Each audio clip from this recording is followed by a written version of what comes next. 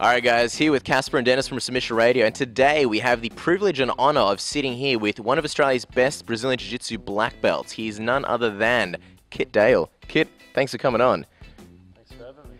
Now, first question, you originally played footy and then you started doing Brazilian Jiu Jitsu before it blew up, before it became cool. You basically started doing it when it was virtually unknown in Australia. Tell us about how you got into it and the transition from footy. Well, I started in 2008, and I was playing football, and at the time, like I was working full time playing footy, and that was kind of like my big goal was to become as good as I could in football. In that time, we won like 3 premierships, best and fairest. I represented the interleague, the Vic Countryside. So I sort of got, I was like 22 years old, and I'd done everything I wanted to in football, and I was looking for like a new challenge, and I wanted to get into some MMA stuff. So I was watching the UFC. So I found a school. It was under Rob Palmkovsky over in, I think, Heidelberg or Coburg at the time, and he was like a Jeet Kune Do specialist, so to speak. So it was a lot of MMA, a lot of street stuff there. We started doing some training there, and then I think after a week of training there, this is February 2008. After a week of training there, we did some ground stuff, and once we did the half guard, I remember he just swept me from half guard like 10 times, and I was thinking like I'm just like an athletic footballer here at the moment. This is getting destroyed, and I was like, I need to learn this. So I found a small school that was closer to us, which was in Ringwood. Awesome. Now, Kit, it only took you 4.5 years to get your black belt in Brazilian Jiu Jitsu. I mean, I've been doing the sport for about 3 years. I'm still a white belt. Hopefully in 4.5 I can get a stripe on my white belt. Tell us a little bit about what was it about the sport that connected so well with you as a person, and what do you attribute to, you know, achieving such a high success so quickly in the sport? Okay, so like the thing I like about jiu-jitsu is the problem-solving aspect of it. So I've always liked like chess, those kind of games, things are like puzzles and stuff. So jiu-jitsu is full of that. The reason why I got good so quick, would be mostly because like I sort of approached it intelligently from the start. I knew that if I did it what everyone else was doing, I would just be following everyone else. And at that time, it was like 11 years to black belt for most people, and like it still is for a lot of people as well. So I started looking outside the box and thinking, how can I, take all of jiu-jitsu and simplify it, and internalize some concepts and fundamentals, and pretty much like just train and learn rather than trying to learn 1,000 different techniques and like perfecting those techniques. So what I started doing is I started looking at like techniques from different areas, finding like the core elements that make those things work and internalizing them, and then just rolling and trying to like use that as a base for innovating and experimenting and problem solving and just learning from my mistakes.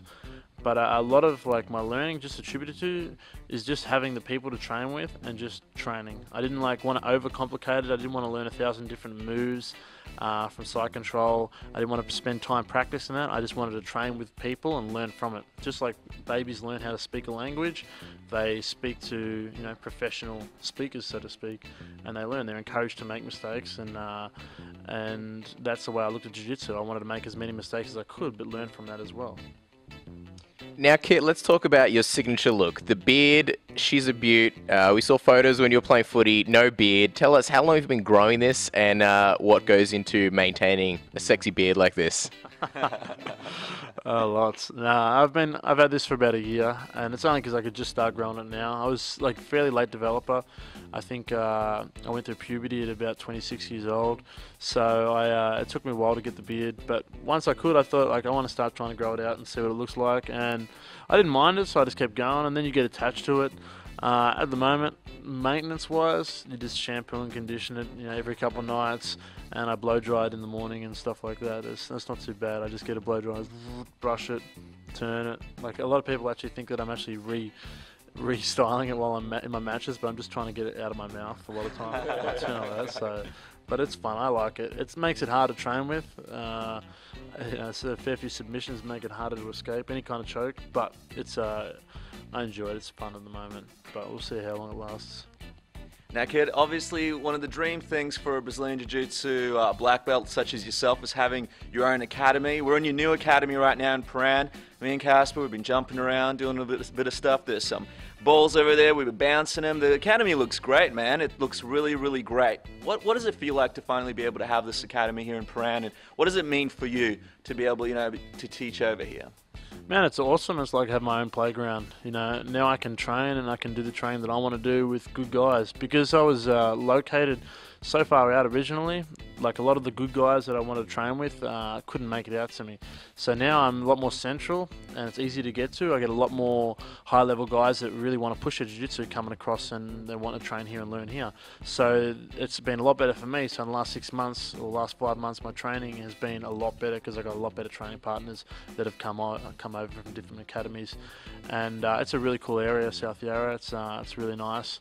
And yeah, like I said, it's like having my own playground. I can do what I want when I want. It's cool. Now, last Sunday or Saturday, if you were in America, you were obviously competing at Metamoris. You faced Garry Tonon. Things didn't quite go your way. Tell us a little bit about what happened, what the game plan was coming into that the jiu-jitsu fight.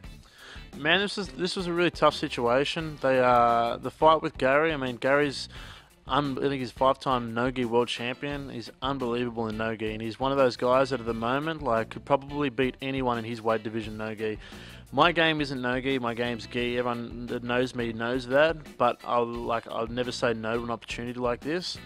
Originally, early on, I thought it was gi, and then it ended up being changed to no-gi, so I was a little bit behind the 8 ball with that. Plus, I'd organised seminars. I had 2 interstate seminars in Sydney and Brisbane, sorry. I also had a 3-week camp in Turkey with Kaiter and Simos. So I knew it was going to be hard to get the training in to get super fit for this, to prepare for someone like Garry. So I did the best with what I could. So going into the match, I knew I didn't have the fitness to match his. Okay, and I knew he was going to come out really intensely. So what I wanted to do, I wanted to spend the first 5 minutes allowing him room to attack, but doing enough to make sure that I didn't get submitted, of course. And then after the 5 minutes, I was hoping he would be fairly tired by then and would even it out a lot more, and then I could start really working my game and open up a lot more. I was worried that if I went too hard from the start, which he's very difficult to submit, you barely ever see him get submitted, I could easily have had an adrenaline dump and run out of gas and burnt out at the end and got submitted just from exhaustion. So my game plan was to last the 5 minutes and then start opening up and put on a good show then. Unfortunately, I made a few calculated errors, and to his part, he did really well, and he ended up catching me with a guillotine early.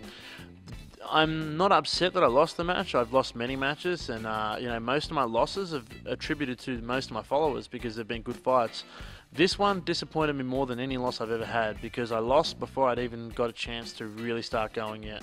Not saying that I let him win or anything like that, but my game plan for me to relax and let him attack and try and wear him down, and then getting submitted in that period is highly disappointed for me because my main focus is to put on good fights and to really leave it all out there. And when you lose like that, you sort of get off there and you feel empty inside. I really felt like I let a lot of people down by not putting on a good show, and myself down as well.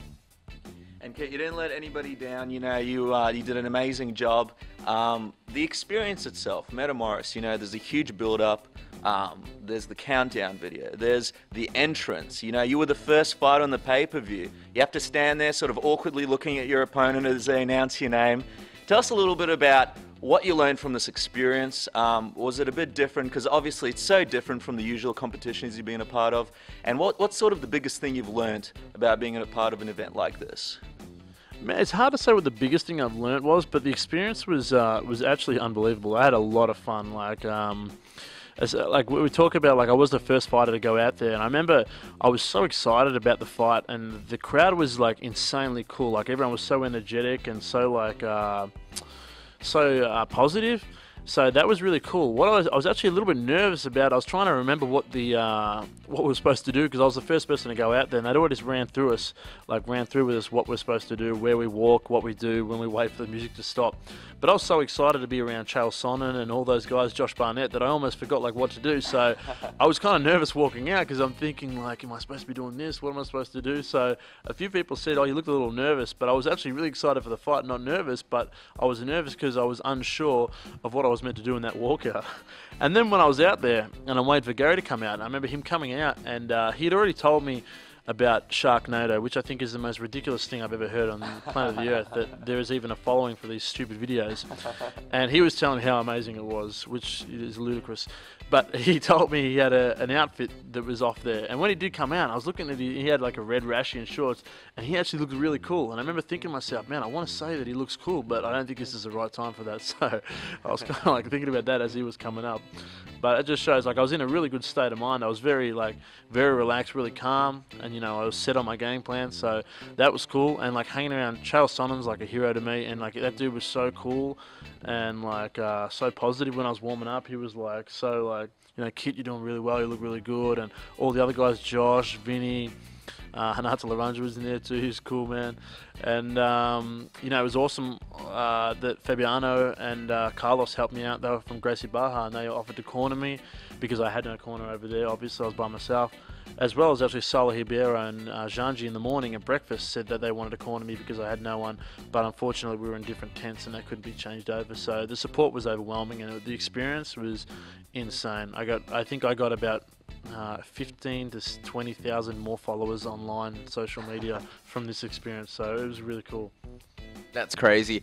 And if you look at the card, you know, there's basically Americans and there's Brazilians. That's all it was. And then you went in there like a lone wolf. There was one other nationality, and that was Australia. And you were the one representing Australia. How did that make you feel? And, you know, was it a bit special for you that, you know, you were the only one there that was representing Australia?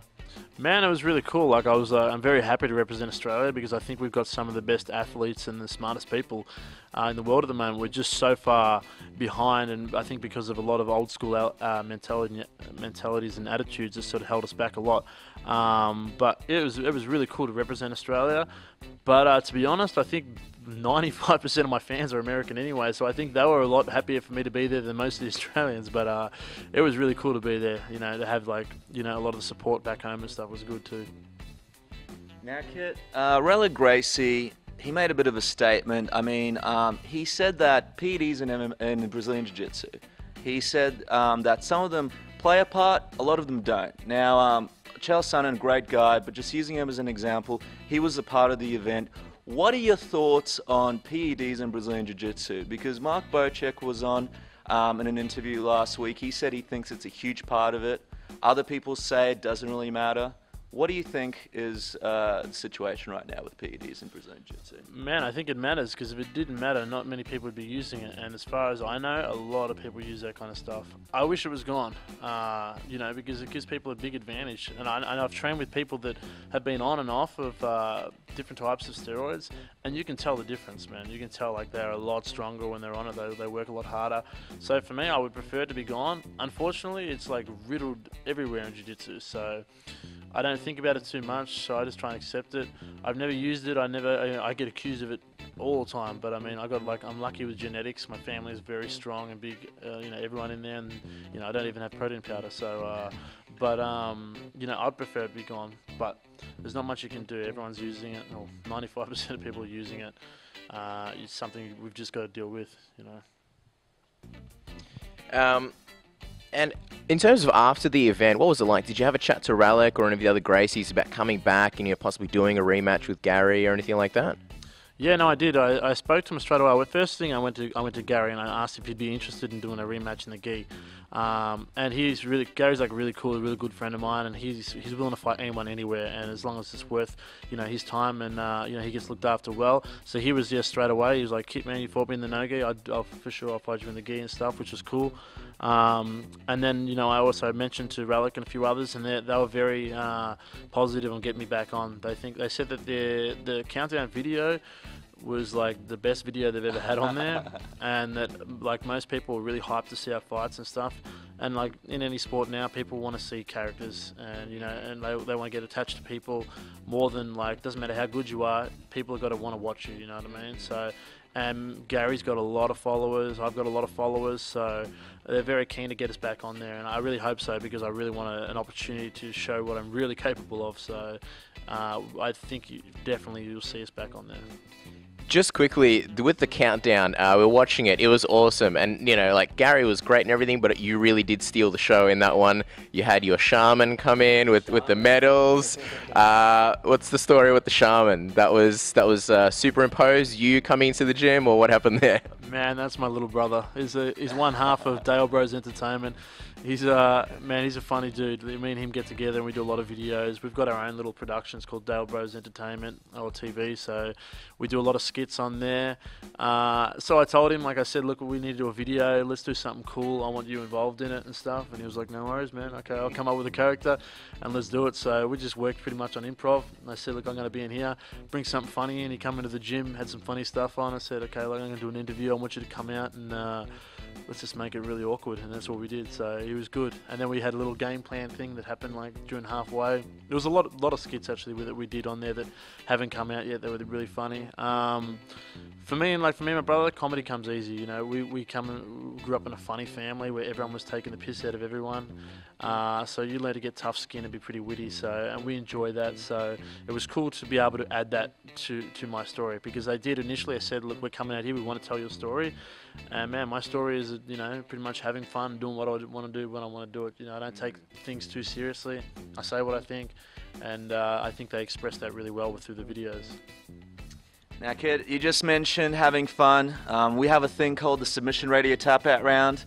You had a lot of pressure on you at Metamoris, but this, and you know, you thought you'd take a little bit of a break. But we sort of springing this on you out of nowhere. It's called the Submission Radio Tap Out Round. We throw a whole bunch of questions at you. You say the first thing that comes to your mind. GQ magazine says it's the top 1,000 sexiest radio segments in the world. It's possibly you have an opportunity to make this the best video one we've ever done. So when you're ready, we're going to kick it off. You let us know. We don't want to go too early. We want to make sure that you're ready for this. Oh, shit, I'm more nervous than Metamoris now. Okay, I'm ready. Let's go. He is the 2-time world Brazilian Jiu Jitsu champion. 9-time. Okay, you won't have to look at us awkwardly as this happens, okay? So I say one word, right? First thing that comes to your mind, it could be a sentence. So it could be the first word, first sentence that comes to your mind. You just need to answer it, okay?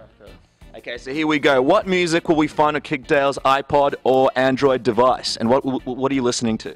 Backstreet Boys. It's awkward already. Who was your idol growing up? Oh man, that's hard. I would say The Rock. Yes. The Rock says, no, that's very nice. We love The Rock. Now, in 2010, I was reading your blog post, looking at your photos. It was a bit awkward. Someone came into the room. They're like, what are you doing? I'm like, I don't know. But you mentioned that you wanted to go into MMA. You wanted to get a fight with the AFC, which is a local promotion here. You wanted to focus on MMA. What's the latest with MMA? Is it still something that you want to pursue in the future? Coming soon. We'll be staying on this. Now, Pat Cummings was recently on our show. He's a white belt in Brazilian Jiu Jitsu. He says he's a black belt in wrestling. What do you think is the importance of combining the two, and do you think one cancels out the other? That's really hard to put in a couple little words. I think they're. I told you, it's a tough one. They're both fundamental. They're both great. I think. Yeah, this needs a few more words than that, but I think like.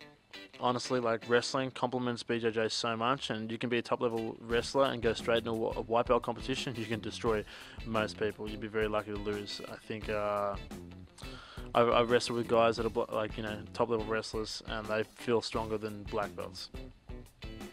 Now, who is your favorite MMA fighter right now? You mentioned you were in the back hanging with Josh Barnett Chael Sonnen, but you can only choose one. Who is your favorite right now? Chael Sonnen. Ooh, but he's no longer an MMA fighter. Is Josh? I think so at the moment. Let's go, Josh. By default. Now, have you named any moves or transitions, much like Eddie Bravo? I did have this sexy grip that I named after myself, but the guys from Gracie Magazine changed it and called it the Great White Grip. I think there might have been some issues with sexual harassment, people using the sexy grip in negative situations. I think that's probably what happened. Now, speaking of the sexy grip, we'd like to know, what is your go-to move? So I'm rolling with Kid Dale and you're smashing me. What would be your go-to move to make me regret ever putting the gi on? A crossface, for sure. Okay, now, choose an Aussie celeb out of the following three that you think would make the best BJJ practitioner. All right. Now, the following three. The first one, Alf from Home and Away. Picture him in a gi. Then you've got Harold from Neighbours. No gi. Or Mike Larkin from Channel 10 News. And if it was Larkin, he would say something, as far as trash talk, it would be, my prediction for tonight's roll is a pain front moving across your face and light drizzle. Alright, Kit, so your name is the War Child. That's your nickname. Now, the submission radio department, we paid them with Chinese food and made them stay up till 3 in the morning, and they've come up with some alternative nicknames for you. So you've got to choose your favourite one from the following three. So the first one is Toolkit, because you've always got the tool for the job. The second one is KDBB, Kit Dale, Bare Beard. Or the third option is Fist Mail, Kit Dale, because it rhymes. Man, that third one sounds like a homosexual porno. I'm going to go with that one for sure. But in saying that, the War Child was my original nickname, but we ended up changing that because the students here were calling me coach or professor and stuff, and I don't feel like that fitted me well, so I asked them to call me the Sheriff now, so as a bit of a gag. So that's my new nickname, is the Sheriff. Now, when you're filling out forms for Medibank, which is a company down here, do you put down Sheriff before Kit Dale? No, I just pull out a gun and bang, bang, bang. At Halloween parties, you dressed as a sheriff? Yeah, no, I wish. Who is the best sheriff that you can think of off the top of your head, apart from yourself? Oh, man. Jeez, I really don't know. This is a submission radio tap-out round. This is no joke. Be ready, people. Okay, now, Kit, in all seriousness, you've achieved so much in MMA, in Brazilian Jiu Jitsu. You are an absolute superstar here in Australia. People really look up to your techniques. You're a magnificent practitioner. You're a fantastic sheriff. I don't want to say coach. You've got these great schools. Tell us, what's next for Kit Dale? What can we expect to see from Kit Dale next? You can expect a lot more serious acting coming up now. And some MMA. So if we came back here, we did a few scenes, some Al Pacino scenes, some scenes, Seymour Philip Hoffman scenes, some Batman scenes, me and Cass make a great superhero thing, you'd be open to this? I'll be open to everything. Yeah, hold on, let me change that. Not everything, but most things. Kit Dale is open to most things. You can catch Kit on Twitter at Kit_Dale _BJJ. Or check out Kit Dale's new academy. It's 61 Commercial Road, South Yarra. If you're overseas and you're watching this, get down here. All the action's here, and this is one of the best schools in Australia. Kit, thank you so much for coming on to Submission Radio. No, thank you for having me, guys. Cheers. Awesome.